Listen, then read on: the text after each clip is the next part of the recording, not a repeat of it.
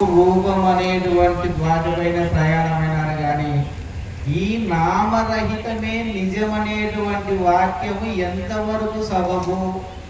ఈ నామరూపము లేనటువంటి పరిపూర్ణ బ్రహ్మాన్ని తెలిపేటువంటి మహాత్ములు ఈ భూమి మీద ఉన్నారా అనేటువంటి విచారణ పరంపరలో రోజు నా సహధర్మచారి అయినటువంటి రాజేశ్వరి ఆమె అంటే వాళ్ళ తండ్రి గారి దగ్గర మొదటి నుంచి శిష్యురాలే.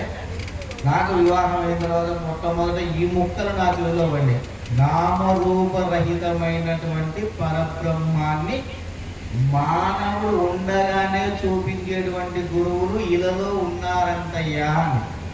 నిజమేనా?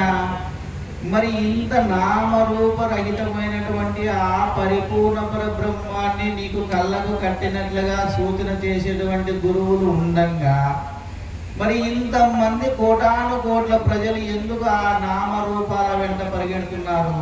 కారణం ఏమని విచారణ చేసినప్పుడు ఆ విచారణ పరంపరలోనే నేను ఈ బోధలేకి రావడం జరిగింది.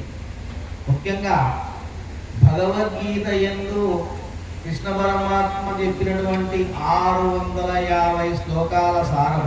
అంటే మోహన్ రెడ్డి స్వామికి అప్పుడే వెనక్కి చూస్తాడు, ఎందుకని 700 శ్లోకాలు కదా చెప్పింది 650 అంటావే అని. అంటే కృష్ణ పరమాత్మ అర్జునుడికి ఉపదేశించినటువంటి 650 శ్లోకాలు, మిగతా 50 శ్లోకాలు ధృతరాష్ట్ర ఉవాచ, సంజయ్ ఉవాచ, అర్జున ఉవాచ అంటున్నాయి. అంటే అవి మనం లెక్కలేక తీసుకోవాల్సిన పనిలే.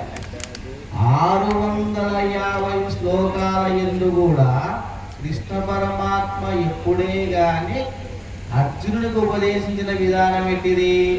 నీ ప్రయత్నము మనస వాచ కర్మన నువ్వు చెయ్యి, ఫలితము ఆశించకుండా ప్రయత్నం చేయనటువంటి గొప్ప రహస్యం అందులో ఇవ్వడి ఉంది. ఎందుకని? యుద్ధంలో మనమే గెలుస్తామని తెలుసు, యుద్ధంలో ఎవరు మనకు ఆపోజిట్ పార్టీలు ఎవరు మిగలని కృష్ణ పరమాత్మ తెలిసినా అర్జునుడు ఎప్పుడైతే కాలబడుతున్నా ఏందయ్యా నువ్వు ఇంత భయపడకుండా యుద్ధంలో పారిపోతా ఉంటావు అని చెప్పి ఏది ఆ రహస్యం చెప్పినవాడు గృహస్థుడే, అడిగినవాడు గృహస్థుడే. ఇదిగో మనమంతా అర్జునుడు లాంటి వాళ్ళమే. ఈ ఆసీనులైనటువంటి పెద్దలు కృష్ణ పరమాత్మ లాంటి గురువులు. వాళ్ళకు తెలుసు ఏమని? ఈ సంసారము ఇది ఏది లేదు. అయితే ఇటువంటి భగవద్గీత కంటే కూడా, అంటే కృష్ణుడు ఉపదేశించినటువంటి 650 శ్లోకాల సారం కంటే కూడా ఇంకా ఇంకా గొప్పగా వివరించినటువంటి వాడు కృష్ణదేశిక ప్రభువు. ఎందుకని?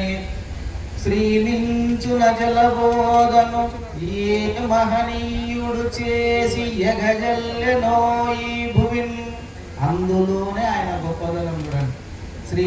నేను చేసినానయ్యా, మొత్తం నాకు తెలిసింది, నేనే ఈ బోధ చెప్తున్నాను, నా ఈ రహస్యం నాకేదో పట్టుబడింది అని చెప్పినాడు. శ్రీమించున జలబోధను ఏ మహనీయుడు చేసి ఎగజల్లెనో ఈ భువిన్. సుజనుల కొరక, ఎవరి కోసం అంటే సకల జనుల కోసం కావాలైనా ఎవరైతే ఈ జన్మ రహస్యము తెలుసుకొని ఈ అంటి ముట్టని వ్యవహారం చేసుకుంటూ వచ్చినటువంటి జన్మను సార్థకం చేసుకునేటువంటి సుజనుల కొరక అనేటువంటి గొప్ప రహస్యాన్ని ఇవ్వచ్చినారు. అటువంటి విధానంలో భాగంగా మోహన్ రెడ్డి స్వామికి ఒక సందేహం కలిగింది. ఏమని? నిన్ను మొదట కనుగొని ఏ ముక్కలు నీది చెవిలో ఈడిస్తినో నీవా ముక్కల మూడింటిని ఏ మాత్రము మరవకుండా ఈ బోధనిస్తి.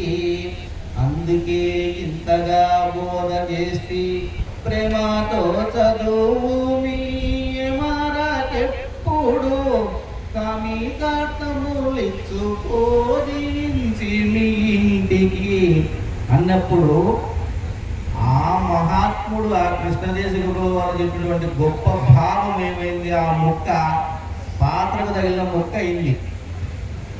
పాత్రకు తగిలిన ముక్క అయింది. పేకాటలో ముక్క ఉంటుంది, పాత్ర కూడా ముక్క పోతుంది. అయితే సమయం సందర్భాన్ని బట్టి కృష్ణ ప్రభువు ఇచ్చినటువంటి దాన్ని ఈ